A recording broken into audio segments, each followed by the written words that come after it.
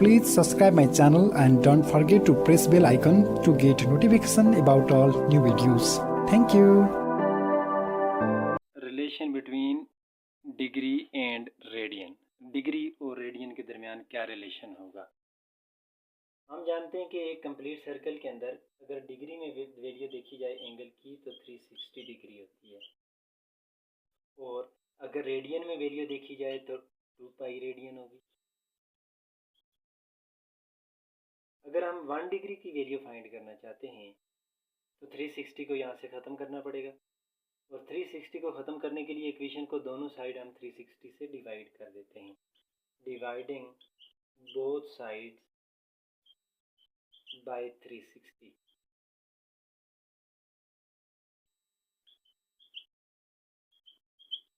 Three sixty से cancel, यहाँ बच गया 1 डिग्री इज इक्वल टू 2 पाई की जगह 3.14 डिवाइडेड बाय 360।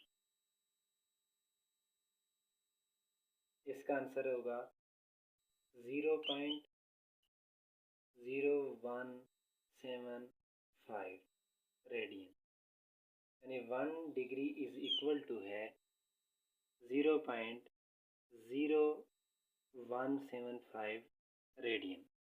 अब अगर 1 रेडियन कितने डिग्री के इक्वल है ये देखना है। इसी इक्वेशन को हम दोबारा लिखते हैं, 2 पाई रेडियन, दोनों साइड इस दफ़ा हमने 1 रेडियन की वैल्यू फाइंड करनी है। इसके लिए 2 पाई को ख़त्म करना पड़ेगा। 2 पाई को ख़त्म करने के लिए इक्वेशन को दोनों साइड 2 पाई से डिवाइड कर देते हैं। 360 degree divided by 2 pi is equal to 2 pi divided by 2 pi radian. 2 pi से कैंसिल, यहाँ बच गया 1 radian. 360 degree divided by 2 into pi की जगह 3.14। अब इनको अगर हम डिवाइड करें तो आंसर आता है 57.3 degree is equal to 1 radian. ये दो इम्पॉर्टेंट ऑब्जेक्टिव्स हैं। 1 radian is equal to 57.3 degree and 1 degree is equal to 0.0175 radian. Revolution degree और रेडियन का डिफरेंट सिचुएशन में रिलेशन। लेट्स से कोई बॉडी अभी स्टार्टिंग पोजीशन पर है,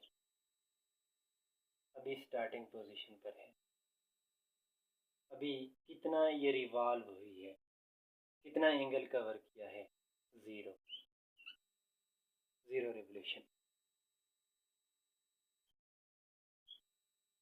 डिग्री कितना एंगल होगा, 0 डिग्री। रेडियन में भी कितना होगा, 0 रेडियन।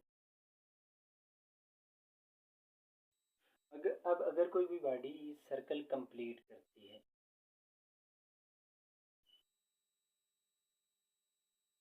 और एक कंप्लीट सर्कल के अंदर 1 रेवोल्यूशन एंगल होता है, कंप्लीट सर्कल के अंदर 360 डिग्री एंगल होता है, और कंप्लीट सर्कल के अंदर 2 पाई रेडियन एंगल होता है।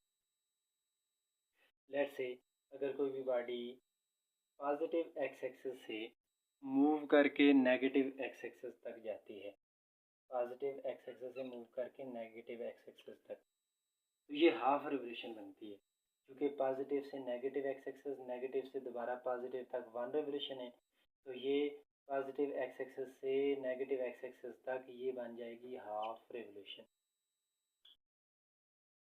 अब रिवोल्यूशन अगर कंप्लीट रिवोल्यूशन 360 डिग्री के इक्वल है तो हाफ रिवोल्यूशन 180 डिग्री के इक्वल होगी, इसका half.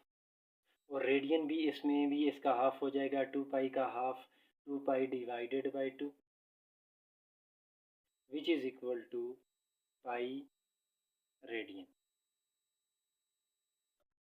1/2 revolution is equal to 180 degree which is equal to pi radian.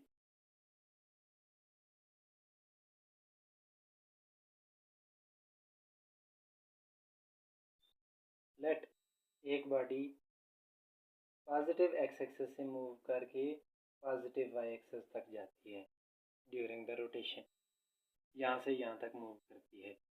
अब यहाँ से यहाँ तक हाफ रिवोल्यूशन थी, तो यहाँ से यहाँ तक मज़ीद इसका हाफ हो जाएगा, 1/2 का हाफ यानी 1/2 डिवाइडेड बाई 2, ये बन जाता है 1/4, 1/4 रेवोल्यूशन। अगर 1/2 रेवोल्यूशन 180 डिग्री के इक्वल है, 1/4 1/2 का हाफ है, तो ये आ जाएगा 90 डिग्री के इक्वल। और यहाँ हाफ रेवोल्यूशन में एंगल है पाई रेडियन, तो हाफ रेवोल्यूशन में 1/4 रेवोल्यूशन में एंगल बन जाएगा पाई डिवाइडेड बाई 2 रेडियन। ये सारे रिलेशन याद होने चाहिए, जो कि एंगल कन्वर्ट करना पड़ेगा रेडियन से डिग्री में, रेवोल्यूशन में, या रेवोल्यूशन से डिग्री और रेडियन में कन्वर्ट करना पड़ेगा। तो ये न्यूमेरिकल वगैरह में ज़रूरत पड़ती है। यूनिट के बाद अब हमें ये डिसाइड करना है कि एंगुलर डिस्प्लेसमेंट वेक्टर क्वांटिटी है या स्केलर क्वांटिटी है।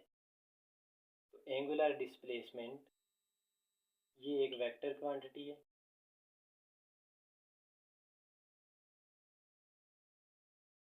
लेकिन कंडीशन है इसमें, अगर थीटा स्मॉल होगा तो ये वेक्टर क्वांटिटी होगी, अदरवाइज ये स्केलर है। ऐसा क्यों है? लेट एक बॉडी सर्कल में मूव कर रही है, ये अगर हम थीटा स्मॉल लें, थीटा स्मॉल थीटा के केस में यही आर्क लेंथ तकरीबन ऑलमोस्ट स्ट्रेट होती है। इसको हम डिस्प्लेसमेंट कह सकते हैं, डिस्प्लेसमेंट एस, इसको हम displacement shortest distance straight line displacement कह सकते हैं, क्योंकि थीटा इज इक्वल टू है एस डिवाइडेड बाय आर। अब अगर राइट साइड पर एक वेक्टर क्वांटिटी, कम से कम एक वेक्टर क्वांटिटी है, तभी लेफ़्ट साइड पर वेक्टर क्वांटिटी आ सकती है। और ये याद रखें कि वेक्टर क्वांटिटी कभी भी डिनोमिनेटर में नहीं आ सकती। ये आर वेक्टर हो सकता है, ये पोजीशन वेक्टर है, आर रेडियस जिसकी डायरेक्शन आउटवर्ड होती है, लेकिन डिनोमिनेटर में ये वेक्टर फॉर्म में नहीं है। डिनोमिनेटर में ये आर मैग्नीट्यूड है। अब थीटा उसी टाइम वेक्टर हो सकता है जब एस वेक्टर होगा, और एस उसी टाइम वेक्टर होगा जब ये स्ट्रेट लाइन होगा, और स्ट्रेट लाइन ये तभी हो सकता है जब एंगल की वैल्यू कम हो। अब अगर हम large value of angle theta देखें, तो यहाँ से फॉर एग्जांपल इस पॉइंट से इस पॉइंट तक एंगल की ये वैल्यू है, लार्ज वैल्यू है, एक बड़ा एंगल है। यहाँ आर्क लेंथ एस ये होगी, जबकि डिस्प्लेसमेंट यहाँ से यहाँ तक शॉर्टेस्ट जो डिस्टेंस है इसको डिस्प्लेसमेंट कहते हैं। लिहाजा इस केस में, लार्ज वैल्यू के केस में, लार्ज वैल्यू ऑफ थीटा के केस में हम इस एस को वेक्टर यानी डिस्प्लेसमेंट नहीं कह सकते। जब हम एस को वेक्टर या डिस्प्लेसमेंट नहीं कह सकते, तब तक थीटा भी वेक्टर नहीं हो सकता।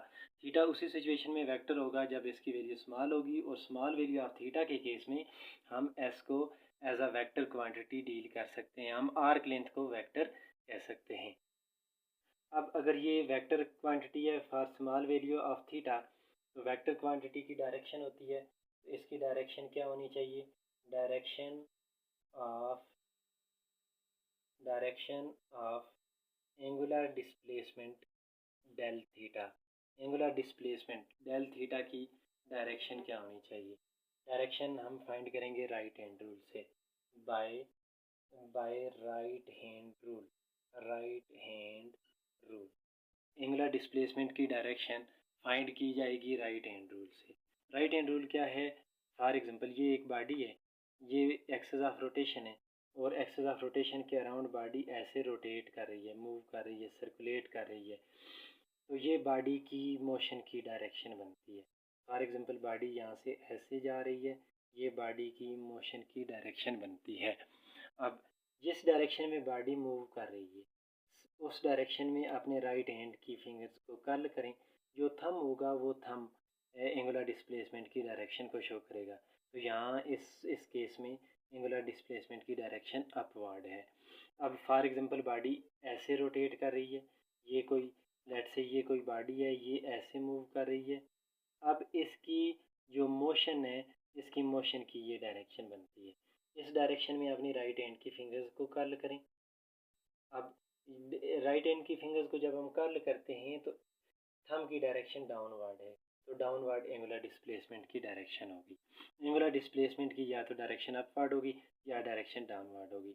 चाहे अपवर्ड हो या डाउनवर्ड हो, ये एक्सिस ऑफ रोटेशन के हमेशा पैरेलल होता है। तो लिहाजा इसलिए हम कह सकते हैं कि एंगुलर डिस्प्लेसमेंट की direction along axis of rotation होगी। और एक बात और याद रखें, जिस क्वांटिटी के साथ एंगुलर आ जाए उसकी डायरेक्शन हमेशा अलॉन्ग एक्सिस ऑफ रोटेशन होती है।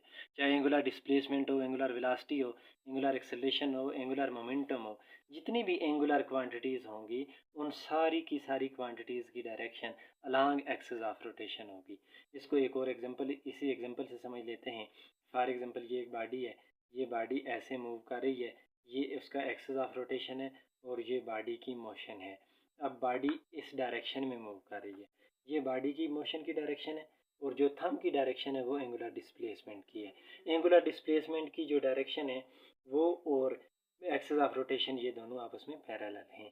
और अगर यही बॉडी ऐसे रोटेट करना, मूव करना शुरू करे, ऐसे मूव करना शुरू करे, तो इस बार हम अपने राइट हैंड की फिंगर्स को ऐसे कर्ल करेंगे तो ये थंब एक्सिस ऑफ रोटेशन की डायरेक्शन में एंगुलर डिस्प्लेसमेंट की डायरेक्शन को शो कर रहा होगा। Curl fingers of right hand in direction of rotation of body. The thumb will show direction of angular displacement. जिस डायरेक्शन में बॉडी रोटेट कर रही है, राइट हैंड की फिंगर्स को उसी डायरेक्शन में कर्ल करें और जो थंब होगा वो एंगुलर डिस्प्लेसमेंट की डायरेक्शन को शो करेगा। और ये डायरेक्शन है along axis of rotation. Angular displacement की डायरेक्शन होगी अलॉन्ग एक्सिस ऑफ रोटेशन।